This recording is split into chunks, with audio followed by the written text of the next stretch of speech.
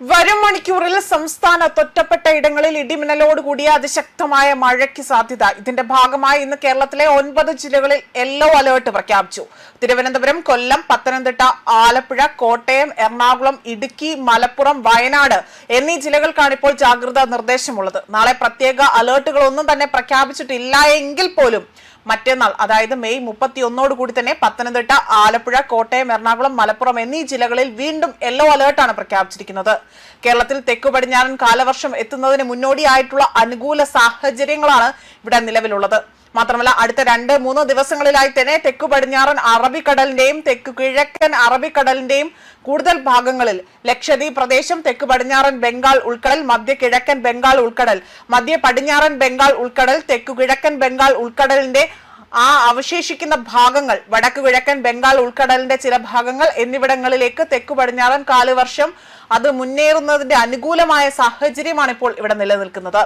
തെക്ക് കിഴക്കൻ അറബിക്കടലിനും സമീപ പ്രദേശങ്ങൾക്ക് മുകളിലായി തന്നെ രൂപപ്പെട്ട ചക്രവാത ചുഴി ഇപ്പോൾ നിലനിൽക്കുകയാണ്. അതുപോലെ തെക്കു പടിഞ്ഞാറൻ ബംഗാൾ ഉൾക്കടലിനും അതിനോട് ചേർന്നുള്ള തമിഴ്നാട് തീരത്തിന് മുകളിലായി തന്നെ ചക്രവാത ചുഴി നിലനിൽക്കുന്നു. മധ്യ കിഴക്കൻ, തെക്കു കിഴക്കൻ ബംഗാൾ ഉൾക്കടലിന് മുകളിലും ഇത്തരത്തിൽ ചക്രവാത ചുഴി നിലനിൽക്കുന്നുണ്ട്. മെയ് 29, 31, ജൂൺ 1, 2 തീയതികളിൽ കേരളത്തിലും മാഹിയിലും ഒറ്റപ്പെട്ട മഴയ്ക്കുള്ള സാധ്യതയാണ് ഇവിടെ വ്യക്തമാക്കുന്നത്.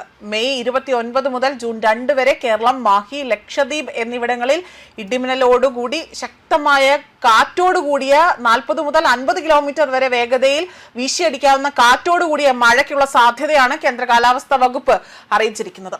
അതേസമയം ഇടിമിന്നലിന്റെ ആദ്യ ലക്ഷണം കണ്ടുകഴിഞ്ഞാൽ ഉടൻ തന്നെ സുരക്ഷിതമായ കെട്ടിടത്തിനുള്ളിലേക്ക് മാറേണ്ടതാണ്. തുറസായ സ്ഥലങ്ങളിൽ തുടരുന്നത് ഇടിമിന്നൽ ഏൽക്കാനുള്ള സാധ്യത വർദ്ധിപ്പിക്കും. ശക്തമായ കാറ്റിനും ഇടിമിന്നലിനും സാധ്യതയുള്ള ഘട്ടത്തിൽ ജനലും വാതിലും അടച്ചിടുക. വാതിലിനും ജനലിനും അടുത്ത് നിൽക്കാതിരിക്കുക. കെട്ടിടത്തിനകത്ത് തന്നെ ഇരിക്കുകയും പരമാവധി ഭിത്തിയിലോ തറയിലോ സ്പർശിക്കാതിരിക്കാൻ ശ്രമിക്കുകയും ചെയ്യുക. ഗൃഹോപകരണങ്ങളുടെ വൈദ്യുതി ബന്ധം വിച്ഛേദിക്കുക. വൈദ്യുത ഉപകരണങ്ങളുമായുള്ള സാമീപ്യം ഇടിമിന്നലുള്ള സമയത്ത് ഒഴിവാക്കുക. ഇടിമിന്നലുള്ള സമയത്ത് ടെലിഫോൺ ഉപയോഗിക്കുന്നത് ഒഴിവാക്കണം. എന്നാൽ മൊബൈൽ ഫോൺ ഉപയോഗിക്കുന്നത് കൊണ്ട് കുഴപ്പം ഒന്നും തന്നെയില്ല. അന്തരീക്ഷ മേഘാവൃദ്ധമാണ് എങ്കിൽ തുറസായ സ്ഥലത്തും ടെറസിലും കുട്ടികൾ ഉൾപ്പെടെ തന്നെ കളിക്കുന്നത് ഒഴിവാക്കണം. ഇടിമിന്നലുള്ള സമയത്ത് വൃക്ഷങ്ങളുടെ ചുവട്ടിൽ നിൽക്കരുത്. വാഹനങ്ങൾ ഇത്തരത്തിൽ മരച്ചുവട്ടിൽ പാർക്ക് ചെയ്യുകയും അരുത്. ഇടിമിന്നലുള്ള സമയത്ത് വാഹനത്തിനകത്ത് തന്നെ തുടരുക. കൈകാലുകൾ പുറത്തിടാതിരിക്കുക. വാഹനത്തിനകത്ത് നിങ്ങൾ സുരക്ഷിതരായിരിക്കുകയാണോ എന്നും ഉറപ്പുവരുത്തേണ്ടതുണ്ട്. സൈക്കിൾ, ബൈക്ക്, ട്രാക്ടർ തുടങ്ങിയ വാഹനങ്ങളിലേക്കുള്ള യാത്ര ഇടിമിന്നൽ സമയത്ത് ഒഴിവാക്കുകയും ഇടിമിന്നൽ അവസാനിക്കുന്നത് വരെ സുരക്ഷിതമായ ഒരു കെട്ടിടത്തിനുള്ളിൽ അഭയം പ്രാപിക്കുകയും വേണം.